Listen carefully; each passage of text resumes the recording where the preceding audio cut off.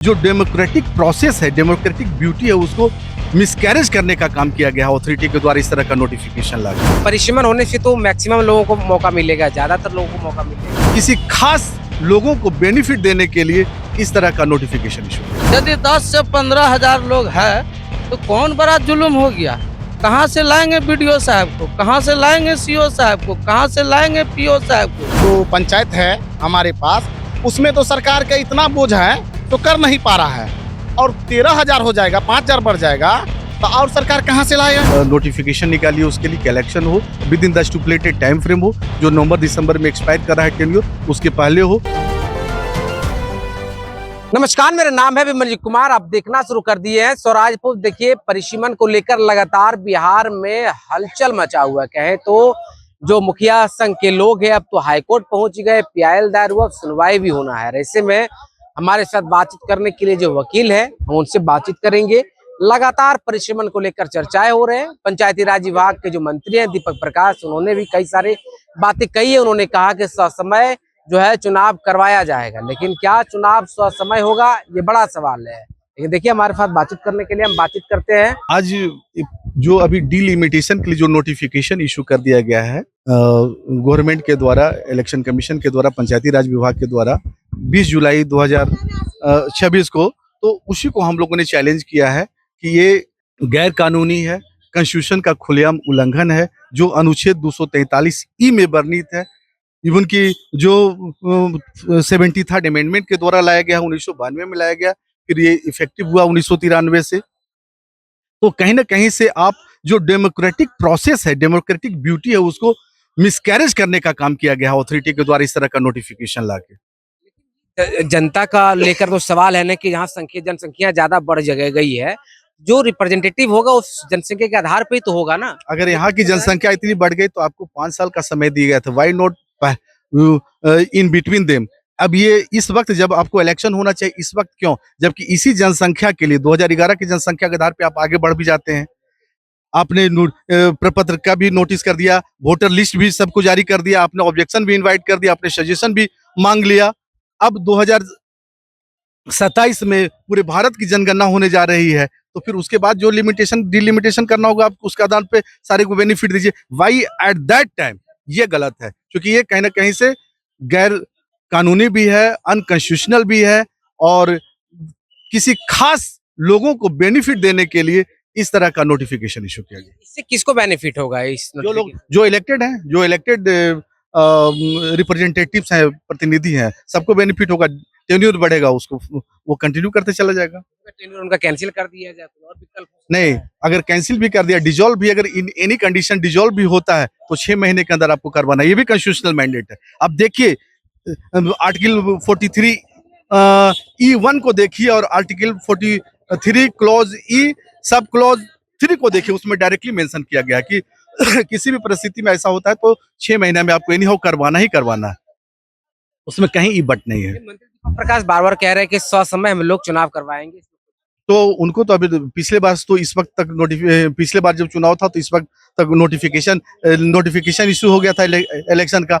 Delimitation के लिए जो नोटिफिकेशन इशू की गई, इन प्लेस ऑफ अगर नोटिफिकेशन फॉर इलेक्शन हो जाता तो हो जाता, लेकिन अभी आपको लग रहा है जितनी प्रक्रिया डिलिमिटेशन का, अभी उसकी केवल नोटिफिकेशन इशू हुआ, प्रक्रिया होगी, साल लगेगा, 2 साल लगेगा, 3 साल लगेगा, कितने लंबे तक खींचेंगे, क्या प्रक्रिया, आप तो सब कुछ जान रहे हैं कि किस तरह से क्या कुछ हुआ है कर रही है। आज हाईकोर्ट में? क्या आज हम लोगों ने रीट दायर किया है उसका, और वो पटिशनर का नाम है जज जगन्नाथ चौपाल एवं अन्य बनाम स्टेट ऑफ बिहार है। तो उसमें हम लोगों ने पटिशन फाइल किया है, उसी में उस नोटिफिकेशन को चैलेंज किया है।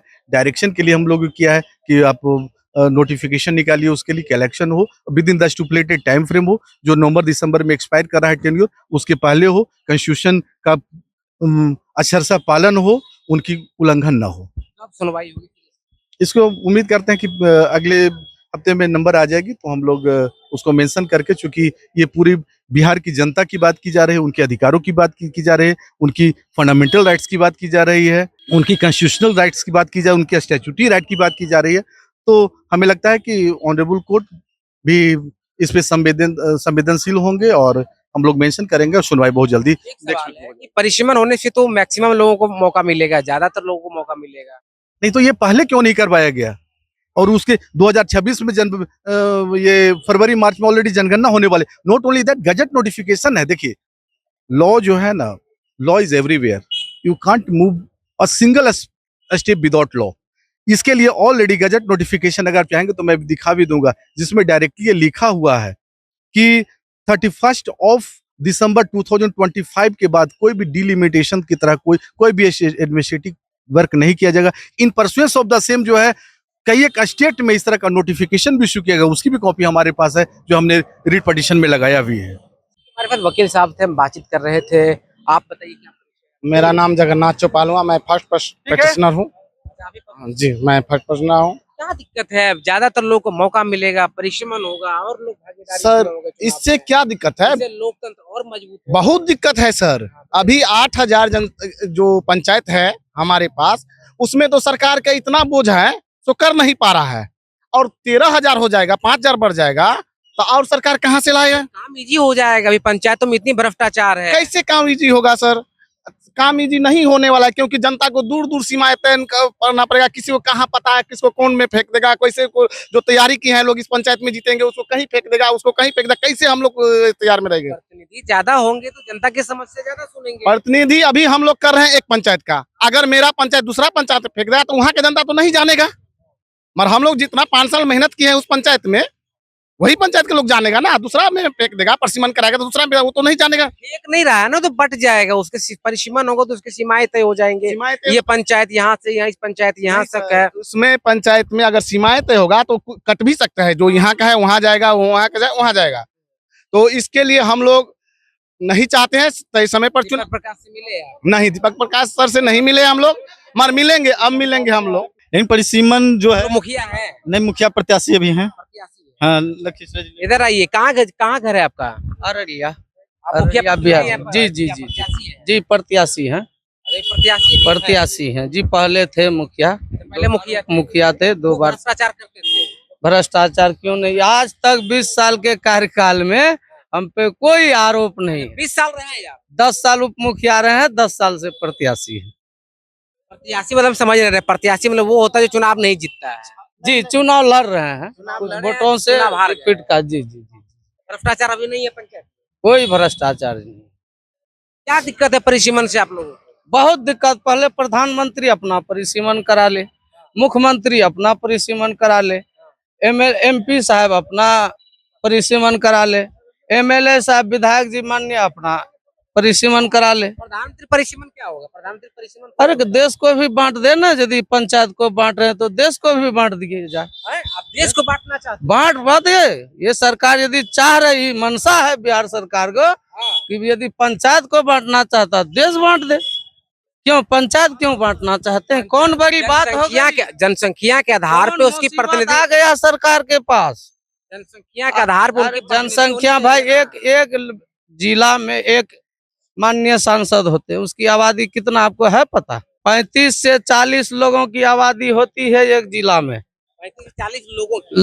नहीं, लाखों की आबादी होती है। 35 से 40 लाखों की आबादी होती है, उसमें माननीय सांसद होते हैं।